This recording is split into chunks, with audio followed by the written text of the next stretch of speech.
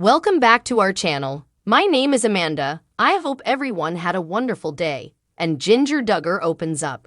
My childhood was dominated by a cult and I was controlled by fear. Fans and detractors of the Duggar family have been waiting for Jinger Duggar's upcoming memoir, Becoming Free Indeed, for months.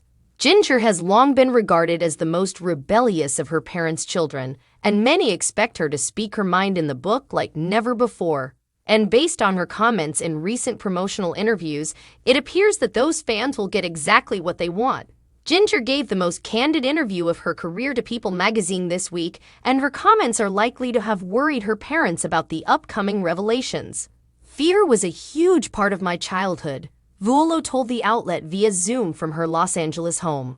I used to believe that in order to please God, I had to wear only skirts and dresses. Music with drums, places I went, or bad friendships could all be harmful. Yes, Jinger was the first Duggar woman of her generation to wear pants, and she only did so after marrying Jeremy Vuolo and obtaining his permission. The strict dress code she grew up with was just one tool used to keep her subservient, terrified of defying God's will and being condemned to hell, she says. Jinger claims that when she engaged in any secular activity, such as sports with friends, she would frequently become overwhelmed with anxiety for fear of offending God. I was afraid I'd be killed in a car accident on the way because I wasn't sure if God wanted me to stay at home and read my Bible instead, she explained. The Institute for Basic Life Principles was the source of her parents' most controversial beliefs. Bill Gothard, the founder of the Institute in Basic Life Principles, was forced to resign in 2014 due to allegations of sexual harassment, but it appears the disgraced leader maintained a great deal of control over Jim Bob and his family. In a nutshell, Gothard's teachings are based on fear and superstition, and they leave you feeling like, I don't know what God expects of me, Jinger explained. The anxiety kept me paralyzed by fear. The outside world terrified me. His teachings were so harmful, and I'm seeing more of the consequences in the lives of my friends and people who grew up in that community with me, she continued.